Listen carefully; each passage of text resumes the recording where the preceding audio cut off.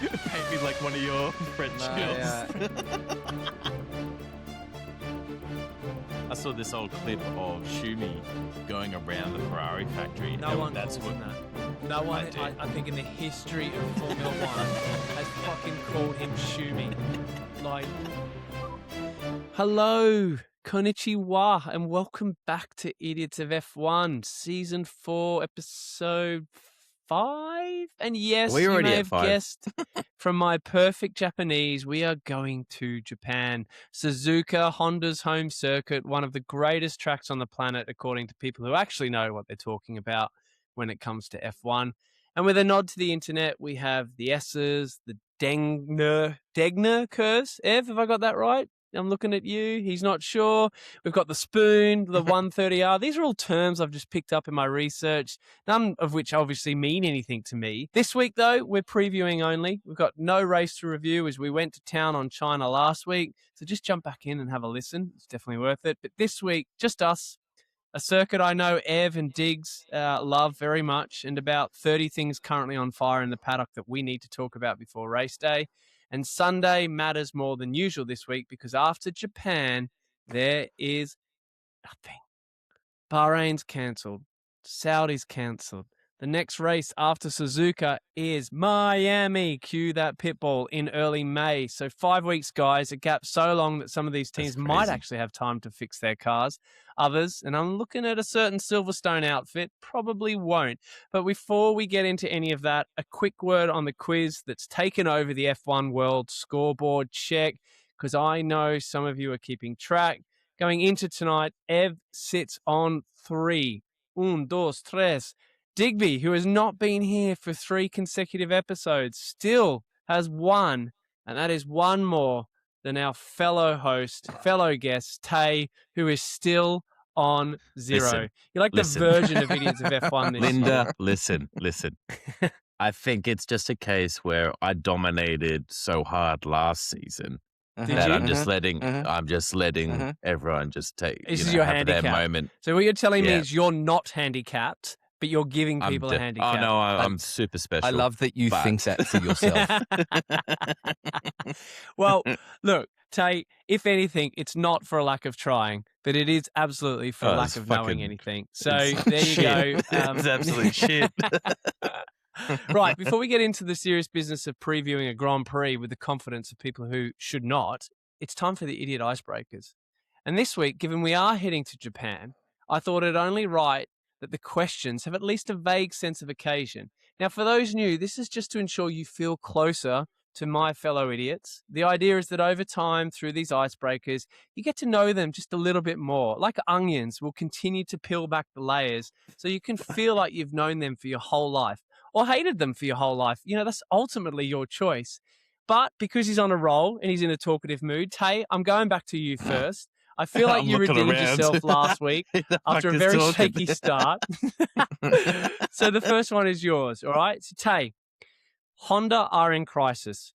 Their engine vibrates so badly it's giving Alonso nerve damage in his hands. The Japanese media are pointing the finger at Newey, and this weekend, their home race in front of their home crowd, they have to somehow hold it together. Honda have decided that the best way to manage this situation is a PR offensive. And they want a face for it. Someone credible. Someone the fans are going to trust. Someone who can stand on a stage in Suzuka with a live microphone in front of tens of thousands of Japanese F1 fans who know exactly what's been happening and make the Honda engine sound like a success story. Now, that person was not available. So, Tay, they've called on you. There it is. You've got 30 seconds. What do you say? The Honda engine is like a fine hibiki.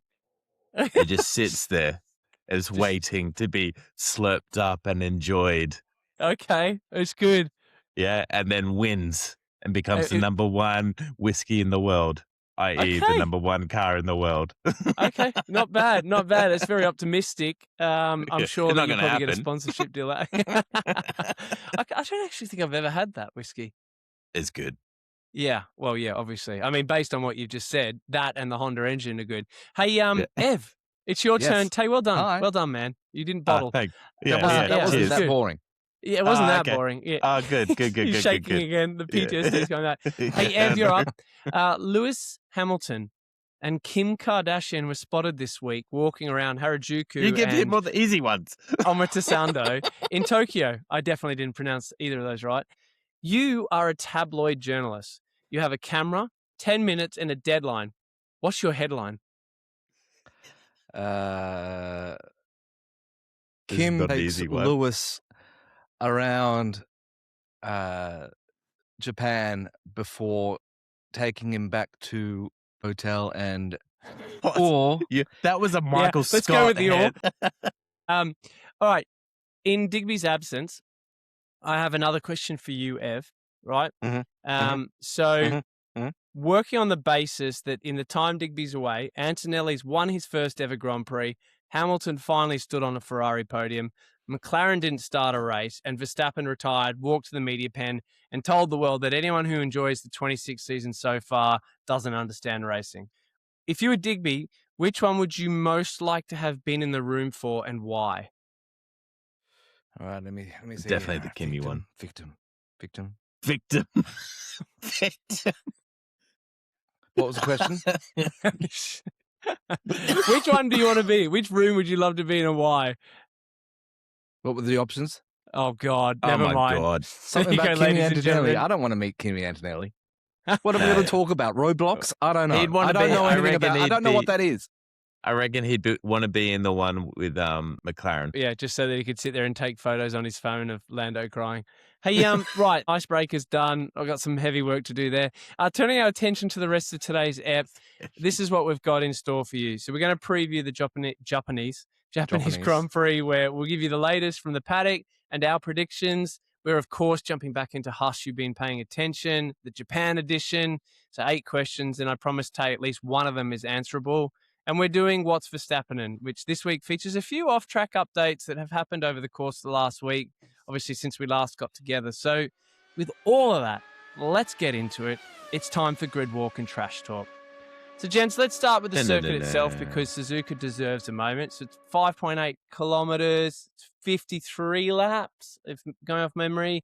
As we noted earlier, Honda have owned it since 1962. It was actually built originally, I believe, as a test track for their cars and became an F1 circuit, officially hosting its first race in 1987. And this weekend, they get to host their home race in front of their home crowd with an engine that is, well, let's say, still finding its feet. Suzuka is a proper driver's circuit. Is that right, Ev? Is that fair to say? Suzuka is a proper driver's circuit, right? Yes, they love it. Very technical. Very technical. Yes, I had that note there. Technical, demands rhythm and commitment, no gimmicks. Now, we and others have discussed to death, so we're not going to go there for long or talk about it much, but the 26 regs have divided opinion pretty brutally. Verstappen says anyone who enjoys this racing doesn't understand the sport. Leclerc says it doesn't feel artificial, and Hamilton says it's the best racing he's experienced in F1. So, boys, is this the race that settles that argument? Do you guys feel that this is actually the track to vindicate the new regs, or is it going to expose them more? I think it might be all right, to be honest. I think it should be quite a good race.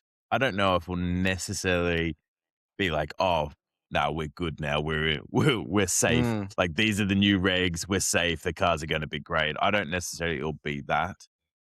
Ev, is this historically a good race by way of like actual on-track combat?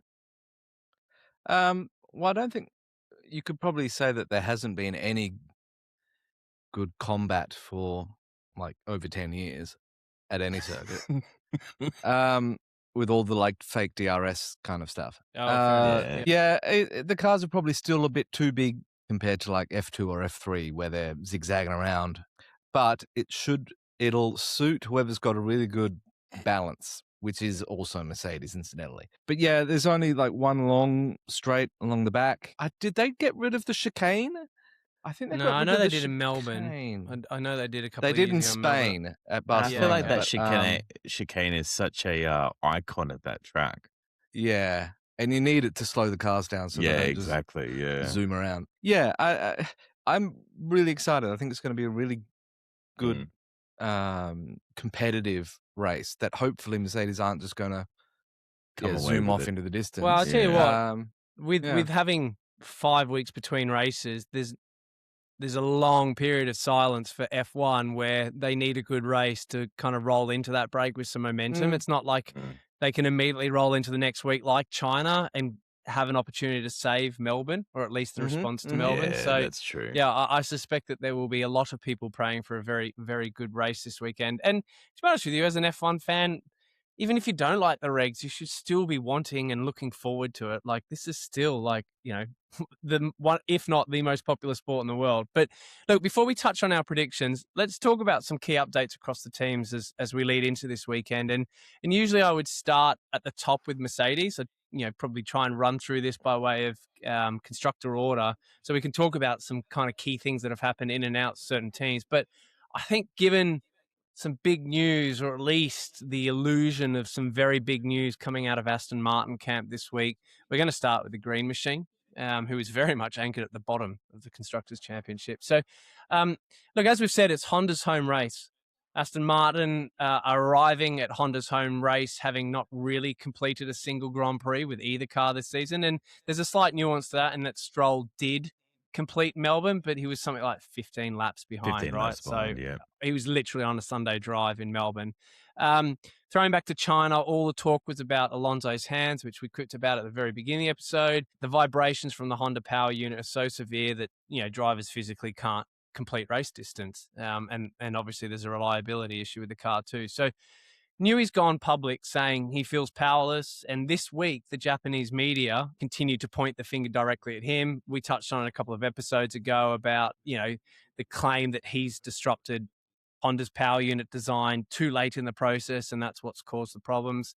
And then there's the bombshell that dropped just a few days ago, and you guys might know a little bit more about this than I, but it was announced with some really interesting comms planning from the Aston Martin team that Adrian Newey was going to step down from the team principal role. So just to contextualize why that's a big deal, Adrian took the team principal role only in November, and it's his first team principal role. Usually, Ev, correct me if I'm wrong, but he's like the technical director or designer, right? Like he's never been the team boss role. He's never done been Horner. this.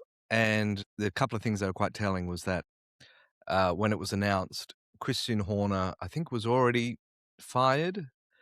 But somebody asked him about it, and he said that's like the worst. That's the worst idea, and that he couldn't manage to get himself out of a lunch bag or something. Like it was quite condescending. But which is sort of weird for him to be. Well, obviously very, very different remits, right? Being somebody that designs a car versus somebody that is in charge of running every part of it. It came out that they've had 5 different team principals in 5 years, and Adrian had said something to the effect of, well, why don't I just do it? It's not that hard. So he volunteered? Yes, he thought that it wasn't going to take any of his kind of time away. What? But correct me if I'm wrong, but Lawrence Stroll is also a big believer. He's been out there, and this may be a case of him just retrofitting the message to justify why it's not a big deal that Newey's taking a step back. But yes, Lawrence has also claimed that he hasn't seen a need to have 2 separate roles, but while the one. Yeah, role. I mean, you could make the argument that it's not like he doesn't really work on the race day, so to speak. He's not designing when he's at the Grand Prix. And if it's a matter of just making sure that things are running smoothly as opposed to being someone in charge of it's odd. Like, it's such a weird mentality to have, because it's almost like nothing in the background matters. Like, nothing leading up to the race matters. You only just need to be sat there and just deal with it. Tell that to all other 10 team principals. He's, clearly someone who is, not only a generational talent in his field, but between here and someone like Gordon Murray, who is? He's another designer. It was the original McLaren designer. Yeah. Oh, okay. He's McLaren F1. These guys are like polymath genius level. Yeah. And so it's hard for them to relate to the ants that are crawling underneath them. Newey, the air whisperer or something. Like he still he can goes see by the air. hand drawing, and he just knows how air flows. And Yes. So yeah, it's if this was temporary, if it were to be temporary, they would have said so when they well, they wouldn't be announced it. changing it in the two races into a season, right? Like Yeah. you know, like it doesn't matter if it was temporary. It So wasn't it's meant no to be surprise that that this temporary. guy, somebody who knew him for a long time, very quickly isolated the fact that he's not going to be good at that job. Yeah. And then now you see the boss, Lawrence Stroll, the team is like struggling to find anybody to fill this. So I noticed Lawrence backpedaling by way of a released media statement, right? He's not actually, I haven't seen any interviews with him. I haven't seen anyone question any. He doesn't No, look it's like he just pedals quoted. anyway. Yeah. Well, Oh my God. So in terms of the replacement, so I think you have to read the tea leaves here and look at the coinciding timing of what's happened at Audi.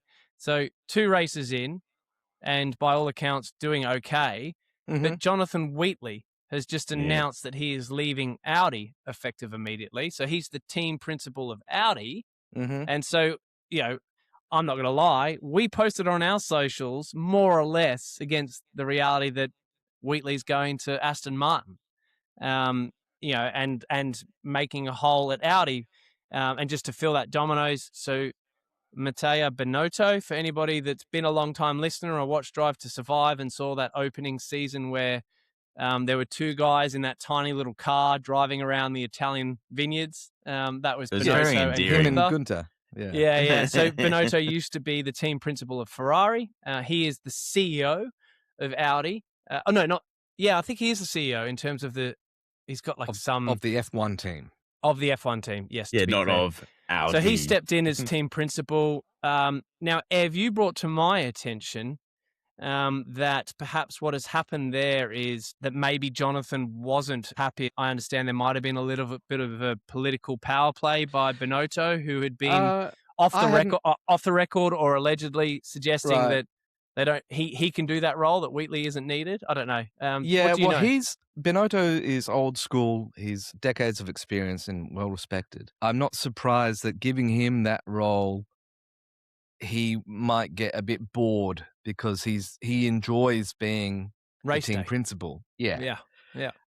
So to take that away from him, he's not the kind of person that it's the wrong kind of size fit. What's been interesting being is team principal. Yeah, exactly. What's been interesting is that Wheatley has been a big champion for this project from the beginning. He's only 12 months into the gig, mind you. Yeah, or like less than 12 months. He's been very adamant in the press leading up to the season, is because it's quite hard for them. They're based in Austria, Sauber, Switzerland. Can't remember. Switzerland or Austria. Right. And no, you might so be right. it's actually a big challenge to get anybody to join them, because it's not Ferrari in Italy or all the British teams in the UK or in England really kind of isolated as a team. So you think he wants to come home? Yes. So that's been oft reported. Getting to work at Aston Martin is for an English guy is, you know, as with anybody, if you've ever gone somewhere to work and then 6 to 12 months later, you kind of wish you could go back home. Yeah. And I can imagine Aston Martin probably going to be paying him a lot more. Well, I suspect, so if there was rumblings that Binotto was making a move or making noise, then it's an easy approach for Aston Martin, right? It's, you know, they can see that, you know, this car design hasn't gone to plan. Newey needs to focus his efforts on there. You know, you've got a very unhappy, but by all accounts, incredible team principal. He's actually very softly spoken, Jonathan, but he's English. He fits the Aston Martin brand, I think, quite well. He was the first choice of Newey. Really? Newey doesn't want Horner. He doesn't want all the drama and the baggage. Well, so that was my next question, is because Horner was seen, apparently, and again, we're going off like, you know, breadcrumbs of media here, but Horner was seen with Lawrence Stroll last week, I believe it was. I might have that wrong, but Tay, your thoughts? Wheatley going, or is the room and the door still open for Horner, or is there another option? You mentioned the fact that he's very softly spoken, and obviously, to be honest, the latest Drive to Survive was the first time where I'd actually seen anything of him. Mm. I hadn't Yeah. really known much about him. Well, he I hadn't wasn't really. So just to actually quickly go back in history, last year was his first role as team principal at stake, right? Because before that, he was sports director at Red Bull, but I understand he wanted out because there was a That's right, ceiling on yep. him there. So he's never Yeah, been yeah. a limelight spotlight No. role, right? No, so No. like obviously seeing him and like he just feels like he's A I'm gentleman. only and he's a gentle leader. I'm gonna take that Apparently. phrase. I mean, fuck knows Yeah. what goes It on. He looks probably to make a got lot of shit out, sense. allegedly. These are, puzzle pieces that are clicking on Right. their own, really. If you Yeah, take yeah. him out and because Bonotto wants more oversight, well, then Bonotto's happy. Therefore, Well, Audi particularly are if going to he's be got- happy. Yeah. Aston Yeah. Martin are going to be happy because they've got someone. I'll tell you who won't be happy. Christian. Horner. Yeah, Horner. Yeah. Like, this guy's going to be like, what do I got to do to get back Yeah, it's in like, here? God damn it. But like, Yeah. just to go back to it, I don't know, Mm. like for me, for some reason, like I understand like he's British, Aston Martin, blah, blah, blah. But at the same time, for some reason, I feel like they need someone who's more assertive, or at least on the surface comes across more assertive. What you're saying is they need someone to walk in and go, Lawrence, fire your fucking son. Yeah, so Well- I don't know.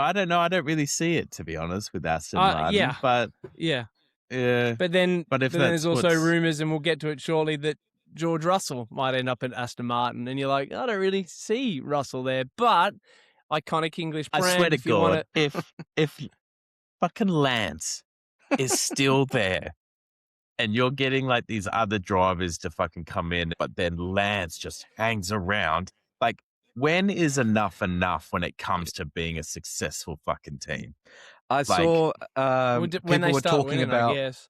because they've had 5 different leaderships in 5 years, this season has gotten off so poorly. And by all accounts, Lawrence is very invested in, like, personally. He walks around the factory. He's thrown his weight around. hundreds of millions of dollars. And there's Can you been, imagine that how micromanagey that is? It's like, Yeah. oh, what are you doing? he's, You know what I would love to see is Lawrence Stroll going into Aston Martin, but in undercover boss. It's like, Lawrence, we know it's you. Like, it's fucking you, man. I just want to ask you guys, because we've covered it off. We've spoken CEOs, we've spoken team principals. Just for our new listeners or those new to F1, including myself. So some teams will have like a CEO like Zach Brown, and then they've got a team principal in Andrea Stella. You've got Toto, who's CEO and team principal. I believe Horner was CEO and team principal. Yes. Then you've got places like Audi, where you've got Binotto and then a separate team principal, but now that's combined, so probably going back to the latter with the old Horner model there. I mean, what is the difference? Ev, what is a CEO and what is a team? What does the team principal do? What is his remit? The team principal's kind of like the captain of a football team, and the CEO would be the owner or the coach. So the captain makes the calls, all those strategy calls. Are you coming in? Are you staying out? What are you doing? All of those. The manager makes those calls, not the captain. Oh, but during the race, the captain is supposed to be able to make calls. Yeah, in the game. What we're seeing now is that these teams are so nebulous and so spread out in terms of, they're worth $1 billion each or $1.5 billion, and you need someone to be in charge of the race day, and you need someone to be in charge of the company, of the corporate entity that is the team. Yeah, okay. And the running of it. Typically, it's always been done by, historically, it's always been done by one guy, like your Christian Horners. Like an engineer, or like their background is not commercial, it's like racing. So both Christian and Toto had a background in racing, and they just never made it as a Formula One racer. Okay. And then they'd come in with their management style, and and they're very good at that. So we're seeing it's old fashioned now. The team principal is the one who has to front the media, and you have to be good at that. That's a hard job. Although Zach does a lot of that too, right? Yeah, and this is why I get confused Zach sometimes. likes to be in front of the camera. Yeah, of course. So did Horner, but But Zach But has you never need to been a have a- team principal, unlike Horner and Toto, where Correct. they make sense to be the face. Correct. Yeah. So that's why, and it's ironic that he's American and he thinks that, oh, I should be the Everyone one wants to see in the me. front. Yeah, exactly. And so it's kind of, you feel bad for Andreas because he's is very well respected, and yet he's very rarely in front of the camera because Zach is happy to do that. Yeah, he likes. And yeah, so I you had need no to have idea. that Like relationship. I saw this old clip, just to segue a little bit. I saw this old clip of Schumi going around the Ferrari factory. no and one that's calls what, him that. No one, do. I think, in the history of Formula One has fucking called him Schumi. Like, Jesus. Table Why for even Schumi. abbreviate it? Why even do that? I don't know. I just went with it. There you go. He made a decision. I made a decision to went with it. Yeah. Either it's the right Stop one or trying the to wrong make one. fetch happen. Yeah. But he was going around the Ferrari factory back, obviously, when he was racing and with Ferrari. And that was the first time I'd seen a young version of Andreas. And it was like, is he ex-Ferrari, Stella? Yeah. And he was Schumacher's engineer. I'd love, by the way, that you shortened Schumacher's name but extended Andreas. It's like Andreas. It's Andrea, not Andreas. Do you think Andreas is like, it's Schumi to his friends? Yeah, no. Like, you're not allowed to say that. That's I didn't realize he was ex-Ferrari. Yeah, but Schumacher Michael basically goes to her as like, Schumi. Oh, you're in front of the screen all the time. Your eyes are going square. I was like, oh, okay. Great segue. This has been a great segue, by the way. Hey, just in wrapping up all things Aston Martin, Jack Crawford is in the car this weekend for FP1, replacing Alonso. So I don't know if that's because of his hands. He's a 20-year-old, obviously in a car that might give you nerve damage for his first ever F1 drive. And look, just to keep you guys updated, listeners, Jack, he's the Aston Martin reserve driver, but just by way of background, he's American and a former Red Bull junior who finished runner-up in F2 last year. So why is he driving in FP1? Again, we can make jokes about the fact that it's because Alonso still hasn't got feel in his hands, but Aston Martin is simply fulfilling one of the 4 mandatory rookie FP1 sessions. So all teams every year have to fulfill 4 separate free practice sessions in which a rookie will drive. So you'll see that a lot during the season. Let's get back to the team that's actually finished 2 races and delivered 2 1-2s. So Mercedes. So they're leading both championships. Russell's on 51 points. Antonelli's on 47. So just the 4 points between 2 of them. Look, Toto Wolff has got 2 drivers who both, let's be honest, probably think that they can win the championship. There's definitely one that feels he's owed it. And at Suzuka, they're going to find out very quickly whether that car has any weaknesses at all, because my understanding, based on research, it's a low harvest circuit. Obviously got fewer, heavier braking zones, which means less energy recovery. So in a nutshell, the advantage that we've seen from Mercedes may not be as strong as here. I think there's a lot of people hoping for that. And if there's a chink in the Mercedes armor, I think hopefully Suzuka is where it's going to show up. Yeah. And let's be honest, in 5 weeks' time, we're getting closer to the FIA getting involved in Mercedes' advantage at the moment. So really important, actually, for Mercedes that they continue to get everything they can in case changes do come and the rest of the crop catch up. But Ev, look, as we look to Suzuka this week, it's going to be really fascinating watching how they manage these 2 drivers. But are Mercedes as untouchable as they look, or are we yet to see the circuit that genuinely tests them? I don't think they're as untouchable. I know it might feel that way, and I do expect to be going 1-2 until probably halfway through the season. Okay. But I don't know how much better they're going to get their upgrades, and it's easier to chase than it is to lead. And imagine, Ferrari can probably figure something out. They have seemed quietly confident this year. I'm excited to see if and when Red Bull get their act together. If Aston Martin get their act together with Honda, could be some real good. That could be incredible. I just think we're going to have to probably tread water until Do the you summer break. do you base that comment purely on the fact of Adrian? Newey. Yeah. Yeah, he's that good. Yeah. I mean, And that speaks Alonso's that volumes. good. Alonso's good enough. Could you It's imagine if he fucking comes away with it? it's always been Alonso so for his grating third. to me that when Max became champion and everyone was saying, "Oh, he's the greatest ever," or "Lewis sucks," or "Sebastian Vettel sucks." It's like Especially when you. when he goes to when he went to Ferrari, and it's like Alonso isn't shit.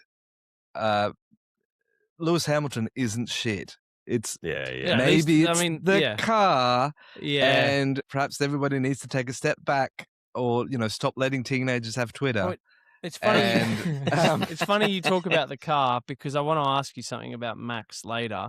Because you're on Ferrari. First of all, I forgot Alonso drove for Ferrari. Mm. But let's talk the closest Mercedes challenger at the moment, which is obviously the Fez. Here's a fact worth sitting with: Ferrari have not won at Suzuka since Schumi in 2004. So it's been 22 years that since Ferrari actually won in Japan. Hamilton's obviously coming in off his first Ferrari podium, where many have noted how brilliant he was in China. And whilst he's in Tokyo right now, which we're going to come back to later, he arrives at Suzuka with 5 Japanese Grand Prix wins. The all-time record is 6 by Tay's friend, Schumacher. And Hamilton could tie it this weekend. ruined It's a that big, for you. big stretch, but he could tie it. Tay, could this be the weekend that sees Lewis or even Charles put that Ferrari back on top? I'm always hopeful for it, and I would love what do you for him. think? Don't tell me what you're hopeful of. Do you? Yeah, but then I know what I have in my predictions, and so me trying if it's to not that, answer this, if it's not Ferrari, or if it's not Ferrari, in your no, it predictions, is, and then so say that's no. why I'm saying yes. All right. I'm saying then yes. just say yes. Okay. Yeah. Okay. Jesus a long way around there. Christ. Hey, look, just quickly round out McLaren. So they're currently, weirdly enough, 3rd in the championship. I appreciate it's only 2 races in, but the defending champions, they've got 0 podiums. Only 1 car has crossed the finish line in 1 race. Obviously, Oscar has not completed a single race lap in 2026. They're already 80 points behind Mercedes. After the China double DNS, both cars failing to start because of separate electrical faults, Zach Brown gathered the entire team at Woking and gave them a speech. I always want to say Woking, or is it Woking? No, it's working. Anyways, he gathered the entire team at Woking and gave them a speech. The gist was, we've got the best drivers, we've got the best team. Sooner rather than later, we're going to win races, which is a very reasonable thing to say. But the most immediate priority at Suzuka is simpler than that. It's just getting both cars to the grid. That The should have joint been Andrea's investigation job. with Mercedes HPP into the China faults, I understand, is still ongoing. Nobody's actually confirmed it's fixed. Gents, how worried should McLaren's fans be right now? I don't think particularly worried. I think for the people who are new to F1, I think they'd be like, "Oh my god, what happened? They were amazing and so quick last year, and now they're shit." That's different. But I think for anyone who's actually seasoned in the sense of watching F1 and seeing how, and what Ev said is like, come summer and come the upgrades and come all these sort of things that all the packages will bring to these cars, they could end up being back on top. Quickly. Yeah, exactly. Yeah. I think the season's already lost for McLaren. Yeah, they're not for gonna everybody. get I think that it's just going to be Mercedes. Well, it was Braun GP, wasn't it? That in the first half of the season dominated, and then in the second half of the season was so bad. But because they were so far ahead in that first 6 months, it didn't matter how bad they were. Yeah, that was Braun. Yeah. Well, they weren't went so on to beat the bad, Mercedes but they team. went from winning first and second to being 4th and 5th. So they were still getting points. They weren't coming last. Okay. But in that instance, they had a gimmick, and it took half a year for everybody to catch on to it. Obviously, McLaren made a great car last year and the year before. That should really go great once it starts working. Hey, speaking of how the mighty have fallen, let's just quickly shift our attention to Red Bull. It's worth noting that Max has actually won the last 4 Japanese Grand Prix. I think last year, of particular note, was completely out of the blue because what we were talking about earlier was McLaren were this year's Mercedes. They were just running away with everything. They had such a dominant car, and then everyone turned up to Japan, and Max won it, and they were like, "Fuck, the guy What can just drive." happened? Yeah. This is his circuit. Obviously, it's his turf. Sorry, Lewis, but he has 8 points from 2 races. He has his car. But here's the question that is starting to get louder in the paddock this week: that if Verstappen has another bad weekend at the one circuit that should suit him most, the conversation about him and Mercedes stops being gossip and starts being serious. So last week, following Antonelli's week, I posed what I thought was a pretty wild thought, in that George would win this year, but then be out of a Mercedes seat next year because Mercedes has decided that their future is actually Max and Antonelli. But Tay, if you're Max Verstappen heading into Suzuka, what does this weekend need to actually look like? I don't necessarily think he's even at that. Well, that's a lie because he's a winner, so he'll always be thinking about winning the race. But realistically, he's probably coming in quite confident because he does love this track. And so there's probably that silent, sort of subtle confidence. Well, he's not subtle. Even with the shit car, and he proved it last year, right? Yeah.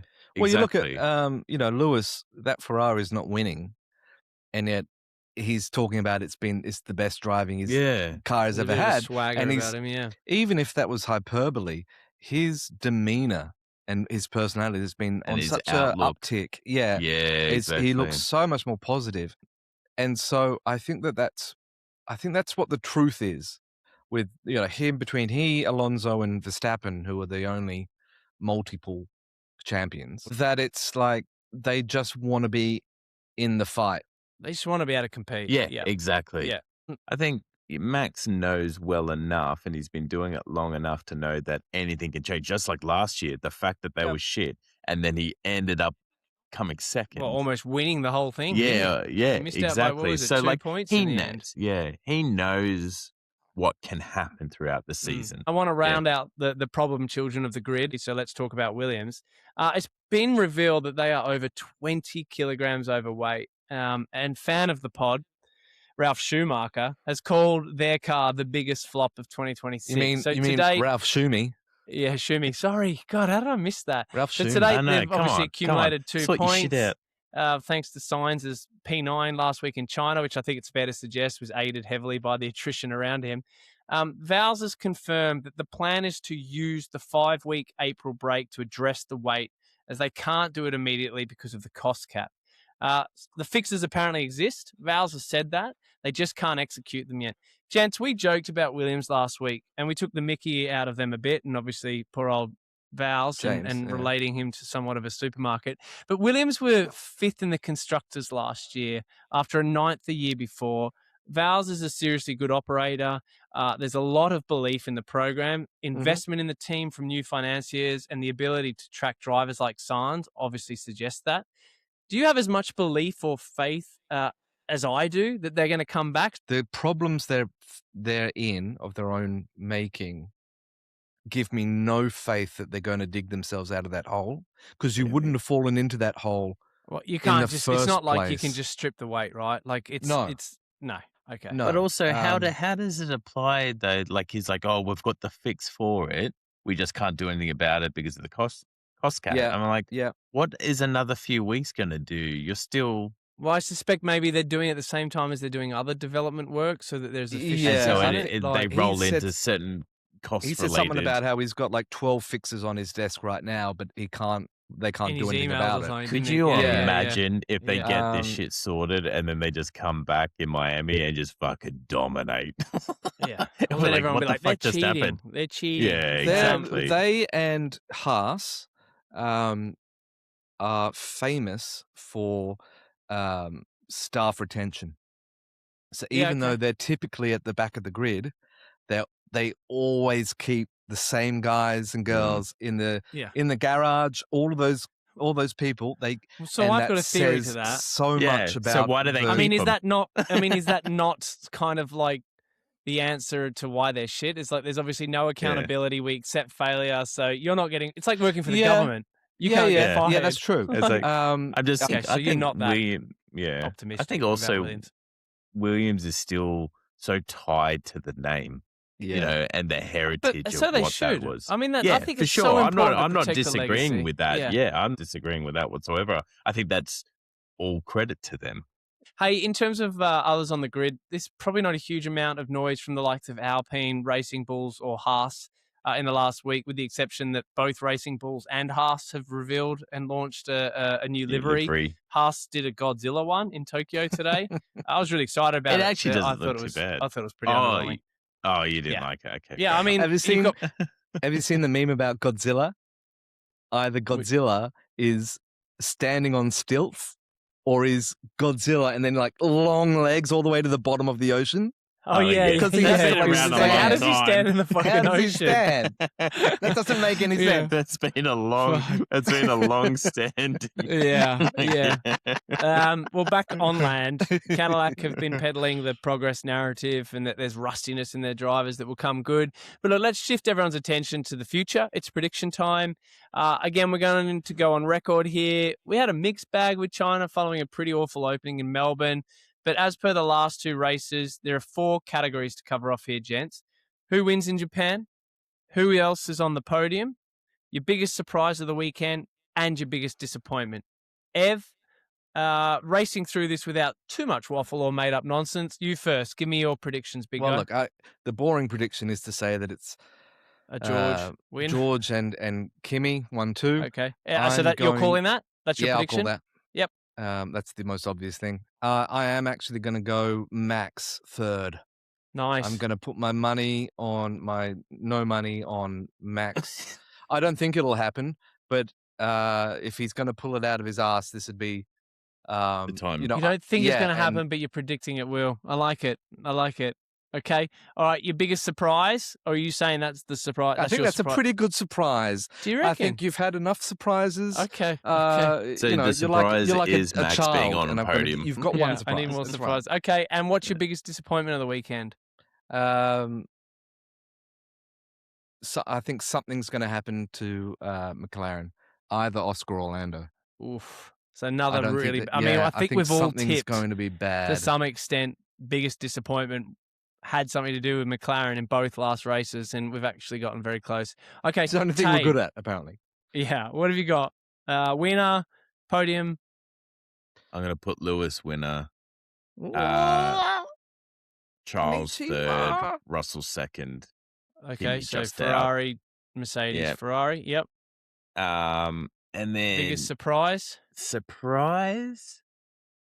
I'm gonna have. I can't say it. I think I'll do sort of the same of what Ev just did. The biggest surprise will be Lewis coming first. Yeah, that'll be a surprise. Oh, God. Fuck you guys, painful. We need to pick the opposite of what we're normally and picking. Biggest disappointment. We're so bad at this. Yeah. No.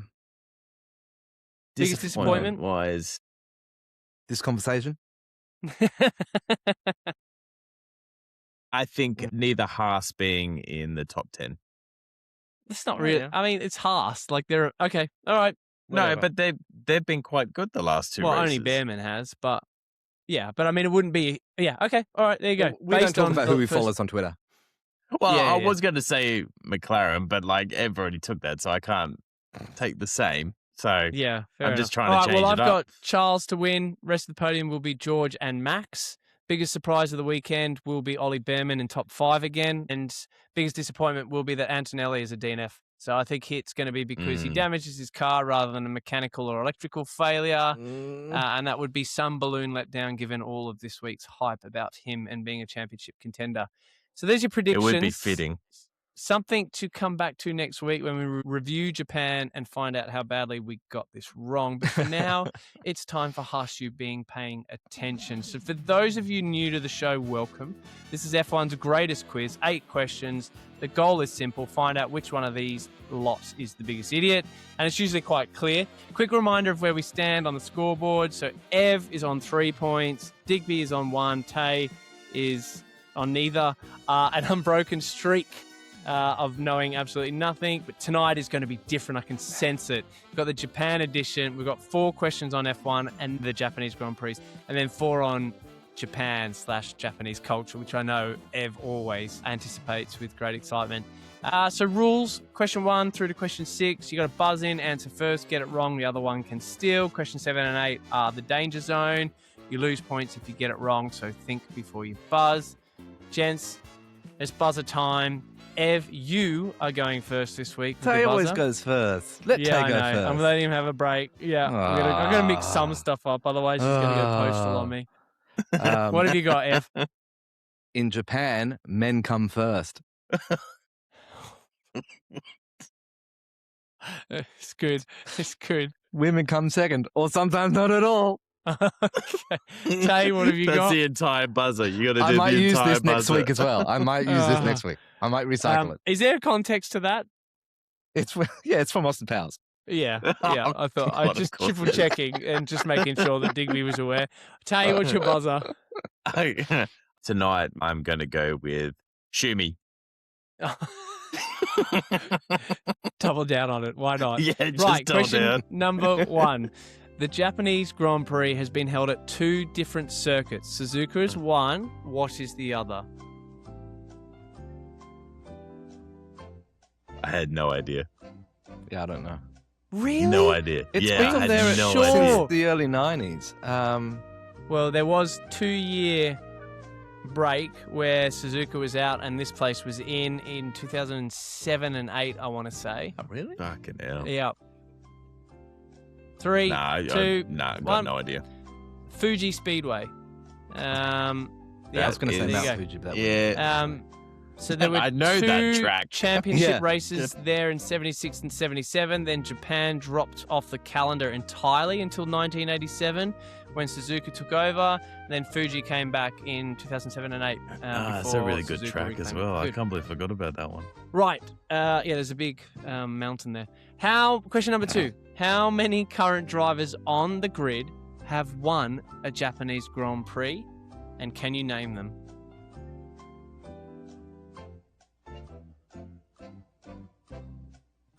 in Japan, men come first. What do you got? Thank you for coming in. 4, Well done, Ev. It is 4. Can you name them? Bottas, Yes. Lewis, Yes. Max, Yes. Alonso. Well done, Man. Evan. Well done. Hey, finally, I see Bottas the one that resident I F1 forgot. expert. It was the Bottas one that I forgot about. Yeah. So Lewis Hamilton, as we mentioned earlier in the episode, has got 5. Max, as we also mentioned earlier, has got 4. Alonso won again over 20 years ago in 2005 and 2006. And Valtteri got it in 2019. If you recall, 2020 was cancelled because of COVID. Right, 1-0 to Ev. Question number 3. In what year did Lewis Hamilton win his first and last Japanese Grand Prix?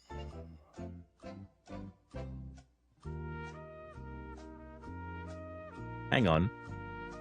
First, so he's won 5. When was his first one, and when was his last one? Oh, okay. There were 2 separate bits. Sorry, when you said first and last, I'm like, he won 5. Yeah, but that still works. Yeah. Shumi. Yeah, thanks. I'm going to say his first was 2008 and his last was 2018. One of them is right. 2008 and 2019. Well, no, he just said Both of them are was wrong. 2019. He said one of them was right. Yeah, and you Bottas gave me won. both wrong answers. He said what was the first one he said? 2008. Yeah. Yeah, both are wrong. yeah. So No, you he said get 2009. I have to get half 2007. a- I have to get a half 2007, he point. won it in his debut season, and then he last won it in 2018. So he hasn't won it for a long time either. So 11 years between his first and last So win. half point? Yeah, you can have half a point. Yeah, I was going to give Ev half a point if he got it right. What a bitch. So Oh, so there you you go. give him one, but not me one. no, I was going to give you both. I was going to give you both Okay, half okay, a point. okay. So it's 1.5. I love. Can we just go back to the fact that you literally said Bottas won it in 2019, and And then he that said- was your answer? I have no No, regrets. to be fair, he didn't say Bottas won in 2019, but he said Bottas won, but then I gave you guys the information, but he didn't connect them together. I wasn't paying attention. Yeah. Good pickup, Tay. Good pickup. Yeah. Bad from you, Evan. Question number 4. The 1989 and 1990 Japanese Grand Prix are two of the most infamous races in F1 history. What happened and who was involved? What you mean? What happened in both? Shumi. Oh, no. You've gone, That was Tay. Tim. You don't lose points, so just take a guess. No, I know, but it's wrong. That's fucking wrong. Because as soon as 89 and 90, this did not happen in that time. Oh, tell us anyway, I'm so we wrong. can have a giggle. Oh, Well- no. I was going to say it was a fucking Renault disaster with, but Alonso wasn't racing then, so No. it's way too early. Yeah, he Yeah. ain't that old. No, I know exactly. Actually, just on that, I heard an incredible point that Alonso could race to. Oh, Lewis. yeah. And He could race no, till like he Lewis was could 90. race. No, Lewis could race Lewis could race. till 90 years old and still have a better winning percentage than yeah. Alonso. Yep. Or like That's wild. anybody. Yeah. Yeah. Okay, Ev, have you got an answer? Was one of the years where the guy died? No, but this is actually the reason why it left Fuji, because I think some crowd had died, some spectators had Oh, died. spectator. Okay, so No, Did they have God, a I can't hurricane? believe- Was one of the? Huh? Did they have a hurricane? No. It was all right. okay. No, I I don't can't know. believe that you guys are going to love this, and I'm going to chuck the video up on our socials. So, in both years, in a row, the same two drivers, same collision in the same spot, Senna and Prost, Alain Yeah. Prost, right? So in 1989, Prost drives into Senna at the chicane. Mhm. Senna gets push-started, pits for a new nose, and passes Nannini to win the championship that year. But then he gets disqualified because he got a push start. So the championship goes back to Prost, right? So Senna had to win that race in 1989 to win the championship, but because he got disqualified, Prost, he won. Mhm. And then in 1990, Next year, yeah. right? In 1990, the next year, Senna gets his revenge. First corner, first lap, he's leading the championship. He drives straight into Prost on the exact same corner, who's then driving for Ferrari, and both are out immediately. Senna wins the championship on the Yeah, spot, I and by remember some that. accounts, I don't know if he actually did, but people have claimed that he admitted that it was deliberate. He called it payback for the year before. For So the two of year the most before. extraordinary back-to-back Yeah. moments in the history of the sport at the same circuit, in the same corner, just 1 year apart. That's pretty amazing. Right, okay, so no points for either of you there. What is it, 1-1/2? Question number 5. Japan is made up of roughly how many islands? And I will let you get it to the closest thousandth. Oh, well, there you go. Tay's just like, what the fuck? That's a lot of fucking island. How many vending machines are there? I know, I did think about putting that question in. To the closest thousandth. So I'm going to say 3,500. Okay. I don't I'm know trying what that not to means. reveal but- anything all in right, my that's face. okay. Yeah. I get it. But you're wrong. Tay? Right. Well, I don't know. No, Well, I'm you're not- wrong. Oh, okay. Well, yeah, I guess it's whoever gets closer. My Yeah, brackets now are it's within whoever's. 1,000. Yeah, this is like Price is Right shit. Tay? Yeah, exactly. That's why I went with the half. I could That's why I literally went with the go. half. Yeah, I could like. Do I go above or do I go below? Mm-hmm. I'm gonna Come go on. above. I'm gonna say 3,501. Oh my God. Well, it counts. I mean, it counts. There are 6,800 Yes. islands. So, Yes. Tay, you're Yeah, but only he's having not- half a point for that. He's not You're within only 1,000 of it anyway. It I doesn't know. matter. Well, closest thousand. I kind of fucked up the question. I'll give him Yeah, you half. did. Yeah, Yeah. you're a cunt for cutting him off like that. So 6,800 islands, although only about 430 of them are actually inhabited. The 4 main ones are Honshu, Hokkaido, Kyushu, and Shikoku. Sorry, everybody. They make up apparently about 97% of the total land area. And Suzuka, which is where the race is, sits on Honshu, which is Japan's largest island. Right, question number 6. Japan has roughly how many not vending machines, but earthquakes per year?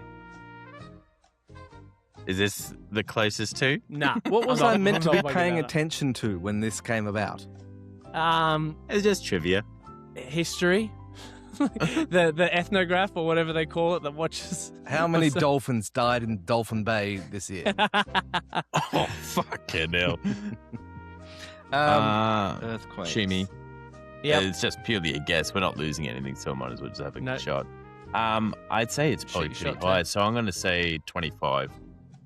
25 earthquakes. Yeah. I'm going to say 200. What is that 26. He's going to say 36. Oh. What did I'm you gonna say? 200. It's 1,500. That's why I Holy laughed, Tay. shit. Well, then I That's get why- a half a point for being No, close. he didn't say it wasn't closest. closest. No, Yeah. it wasn't closest answer. Holy shit. Um, That's crazy. I didn't think it'd be Yeah. that much. So Yeah, I thought 10% it of was the a lot. world's total seismic activity from a country that makes up about 0.3% of the world's landmass. So Japan actually sits on the junction of 4 tectonic plates. The vast majority are minor, obviously, but the infrastructure is built around that reality. So including what do you call it, Tay? The Shinkansen, which is the bullet train. But apparently the infrastructure around that, Yeah. given the earthquakes, is remarkable. So it's 1-1. We're into the danger zone, boys. Tay, you have to make a call here of whether or not you just want to get on the board and tie a quiz where you both get a point so that you're not coming behind Digby, or you go for the win here. It'll be interesting to see what Ev's strategy. So as a reminder, you will lose 2 Are we points tied if up you right get it now? wrong. It's 1-1. Why You will not? lose 2 points if you get it wrong. You will get 2 points if you get it right. All right. Question number 7. Japan has more Michelin-starred restaurants than any other country in the world. Roughly how many does Tokyo alone It's have? just all fucking no. This, what the fuck, It's true, I man? just realised This these is are all numbers. it's also it's like, who cares? Oh, this is interesting. This is about the city that's Oh my hosting our God. Grand Prix on the weekend. Oh, fuck. Are either of you going to take a stab at that? Like, this is the problem with this sort of It's true, you questioning. can't take a stab, yeah. This is, Yeah. it Okay, has let to me be sweeten the cut deal and for you. dry. If Yeah. whoever gets to the closest 100 can get a point. Fucking. There you go. Who's going to roll the dice? And if you go over, it doesn't count. True. Are either of you going to take a stab? No. No? Okay, we're going to... All right, so there's just for the record, there's 200 Michelin-star restaurants in Tokyo alone, more than Paris, New York, and London combined. Japan's realise got over that's 370. So the running theory there is that Japanese culinary culture, the obsession with craft, precision, and doing one extraordinarily thing well, Fits. aligns almost ties perfectly in, with obviously yeah. what Michelin inspectors are looking for. A country that approaches food the way it approaches engineering. Question number 8, boys. Except Final Honda question. engines. Mount Fuji, the same Fuji that gave its name to the circuit where James Hunt won his last ever Grand Prix, last erupted in what year? You're right, I need to rethink these questions. Yeah, I mean, it depends how desperate you are to have a crack for the win, But also, like, I'll give they it to have the to closest be... century. Fuck me. It's still not incentivizing. I've got too much to lose. It's Yeah, like, I have to at Ev least. is just happy. Ev's like, I'll take another point. Yeah.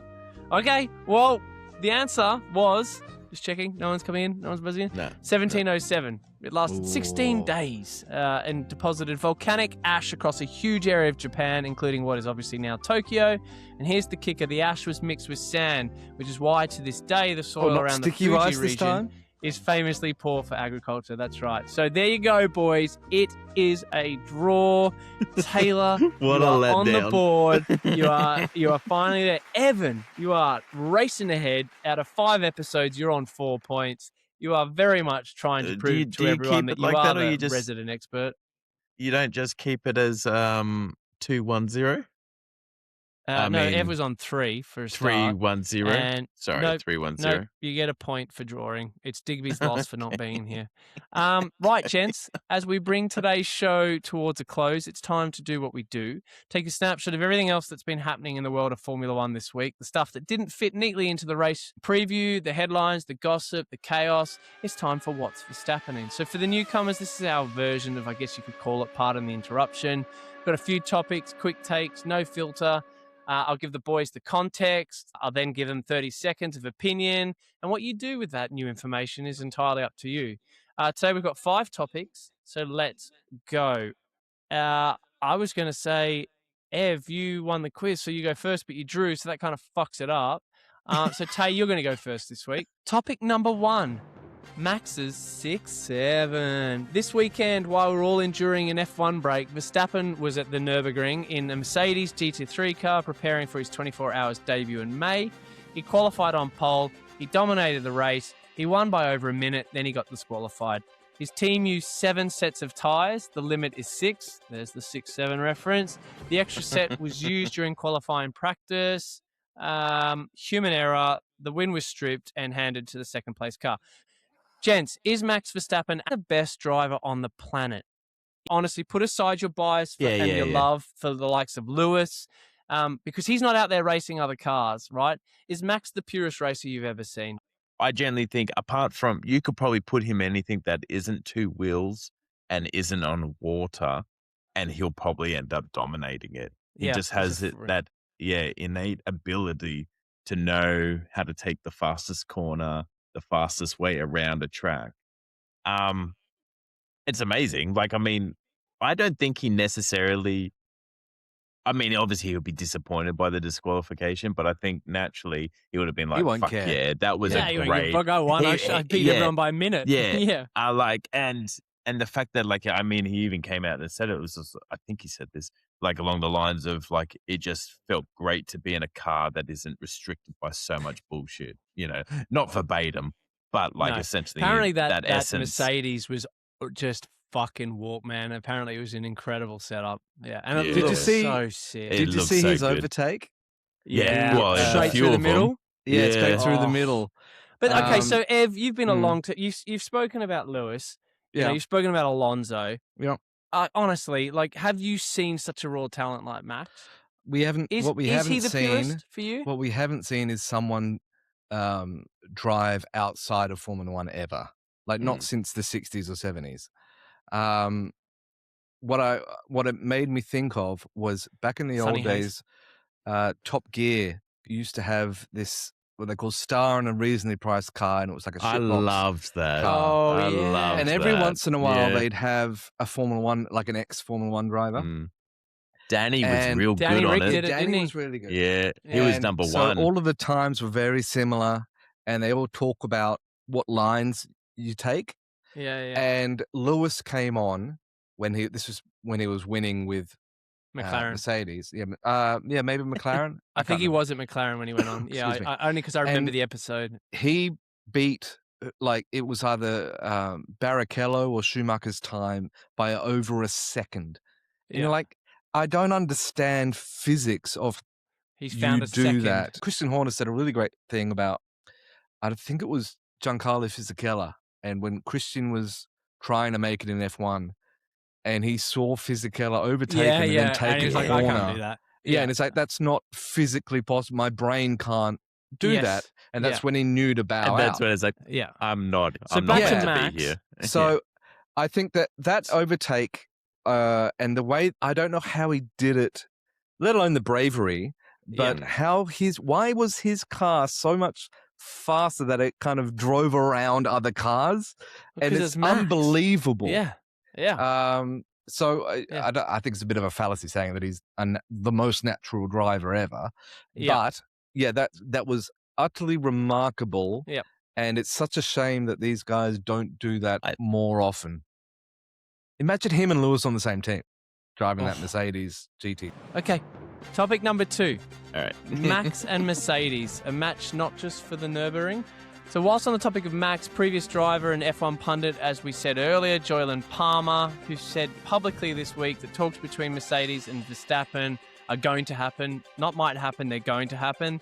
So the context, obviously, Red Bull is struggling. Mercedes have won both races. Antonelli, his potential future teammate, was spotted watching Max at the Nürburgring this weekend and said a future GT race together would be, quote, pretty awesome. Now, for those who haven't had a listen, we floated the idea that George wins the championship this year and Max takes his seat because there's no way Toto overlooks Verstappen again if he's genuinely available. Apparently, we weren't alone in that thought. The paddock has since caught up earlier. But I want to put that aside and just very quickly play a game of what if. If that did happen, where does George go? Tay? I can't see him in any other team. And even contemplating the fact of what we touched on earlier, him going to Aston Martin, I feel like is too far-fetched either. Because I don't think he would be You don't reckon a Lawrence good... Stroll would jump on someone like No, George I think Russell? he would. I'm talking about if George would want to. Well, the and drivers have to will be. take a seat if they don't have a seat, right? Like, I Yeah, think we've no, seen that's from, true. Yeah. But the idea of him being teamed up with Lance, I don't know. It's just, yeah, I don't know. It's a Poor old tough Lance. one. Okay, Ev, Yeah. do you ever see a future that isn't Mercedes for George? Well, first of all, this is like the 6th thing that we've tipped, and then Yes. it's come true. Like we're so good at this. If Williams come good, maybe he could go to Williams because he started at Williams. Yeah, I could see I'm that. not really all that worried. What about there's- McLaren? If Oscar left, do you see him going to McLaren? I don't know. I can see maybe if BYD enter, he might go to somewhere like that. They wouldn't I be don't till like 2030 though, would they? Like, No, BYD it'd be Now, like I see. 27, I think. Oh, okay, wow. Okay, all right. But yeah, We're gonna- it's yeah, not the I same as it see- used to be in terms But of. also, I don't see George going to any lesser team. Well, you won't. Again, I don't think you get to have Yeah, a no. choice when you get to a point where No. That's right. you're losing your seat, right? Like, you're Also, like, if you I want to still, drive. I would still struggle with the idea that Toto would want to bring Max when he wants Kimi to be the next. And I don't know what 'Cause benefit him bringing Max. actually, Yeah. I'll tell you why, and it's the same response that I had to those that called out why would Toto take Max if George wins. It's because exactly what we were just talking about. Max is one of the greatest drivers, but he's also a fucking 4-time world champ. Yep. Like, you don't 4 beats overlook 1. in his prime. He's 28. Like, yeah. Anyways, next topic. Topic number 3, the Middle East and the money madness. As everyone would know by now, F1 cancelled both races that were scheduled in April. So we had Bahrain on the 12th for round 4, Saudi on the 19th, which was round 5. Both gone because of the ongoing conflict in the Middle East involving Iran. Thanks, the season Carl. is now 22 races. As we touched on earlier, the next race after Japan is Miami on the 1st of May. So it's a big old gap. This week, however, reports have emerged that F1 is quietly exploring whether either race can be rescheduled later this season.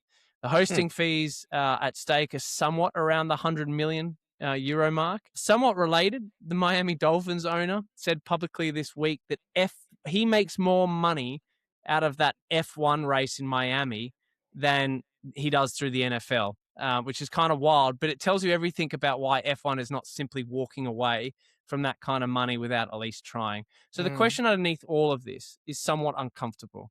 As much as I'd like to ask whether F1 is addicted to Middle East money, I'm going to be a little bit softer here. But gents, is a 24 race season actually too much, or is it not enough? Tay? I think what will be telling is when we get into this next part and we get from Miami, then all of a sudden, the year ahead will just rush through and we'll have race after race after race. I think 24 is probably a stretch, and we've spoken about it when they added to last year. But I think also having a 5-week gap at this early season is also too long.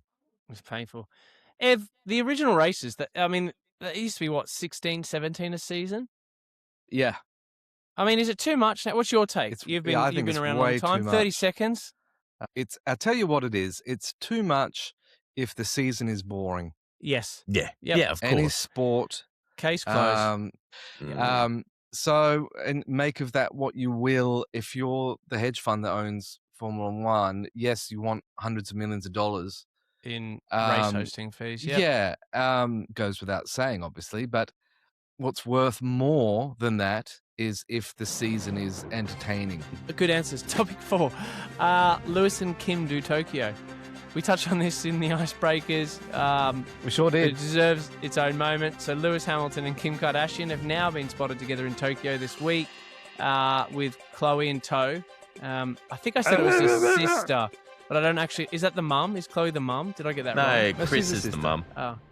Oh, okay. Get Keeping Shannon up with here. Kardashians here, Tay. Know. Yeah, either way, multiple sightings since February. Neither has confirmed anything. We know Lewis was quite prickly, and it's my private life. I'm not going to talk about it. They've been doing the little love emojis. Yeah, weirdly enough, though, when we first spoke about this, we didn't cross this bridge. But, gents, there's a genuine conversation to be had here, and it's a 30-second one for each of you, about whether a relationship like this, high-profile, global tabloid generating, helps or hinders a driver trying to win a world championship. So think of Beckham and Posh.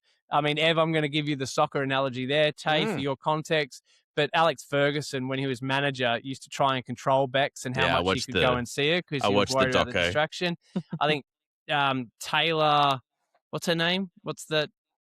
Taylor Swift and Travis Kelce, less about the control and impact on Kelce's career. I saw today he just announced a new 3-year, $55 million contract. So life's good for those guys, but more about what Taylor did in bringing new fans to the sport. But think about the scrutiny, think about the column inches that follow you everywhere.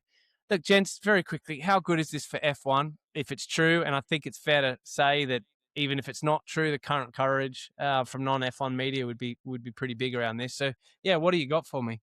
I mean, obviously it's going to bring in a whole new market of fans, and that can't be a bad thing for F1. Nah, Shan still doesn't. Skims are coming to F1.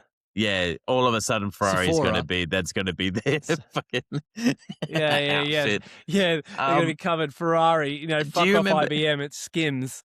Yeah, do you remember the West Indians player Brian Lara?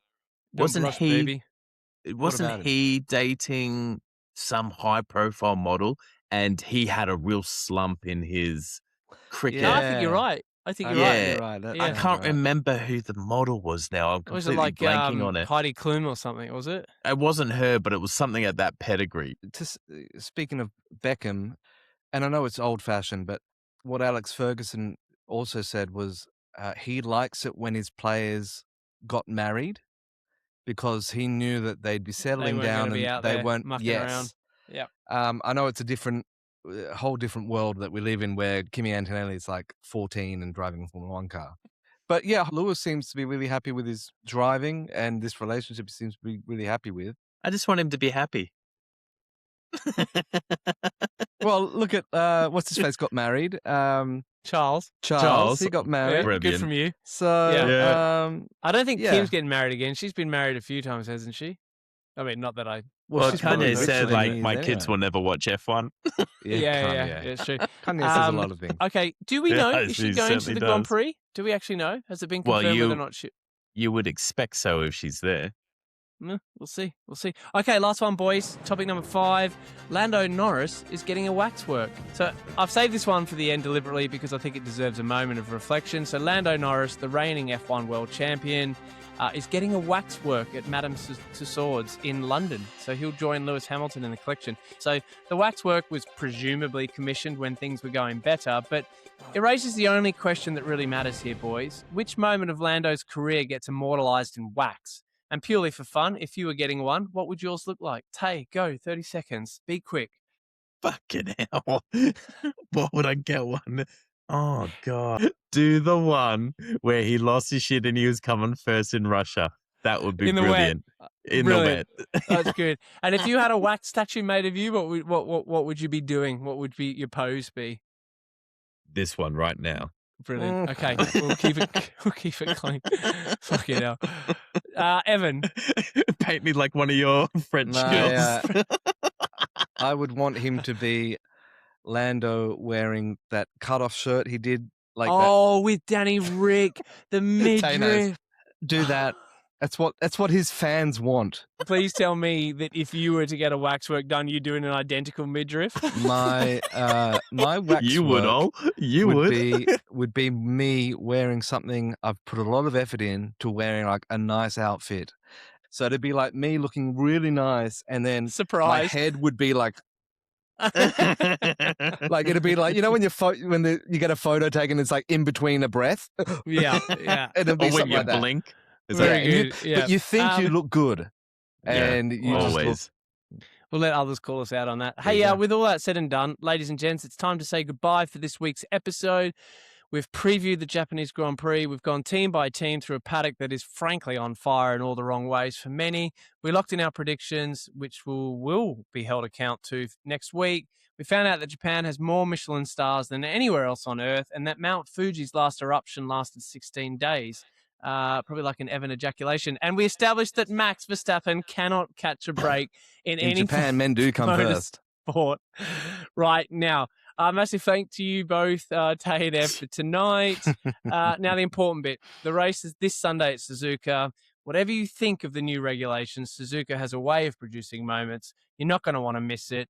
And speaking of not missing things, we need to ensure you and your friends don't miss anything. So here's what I want you to do. Find one person, just one, who has never listened to this podcast. It could be an F1 fan. It could be someone who's never watched a race, or it could be your worst enemy if you hate the show that much. Send them this episode. Tell them Japan is this Sunday, and let us do the rest. Like, subscribe, follow wherever you get your podcasts. It costs you nothing, and it means everything to us. It also costs us to do this shit. So, yeah, give us some fucking love. And as is tradition, we close every episode of Idiots of F1 with one thought completely unrelated to motorsport, and this week's is this. Nobody has ever looked at a hotel minibar and thought, yes, that is a reasonable price.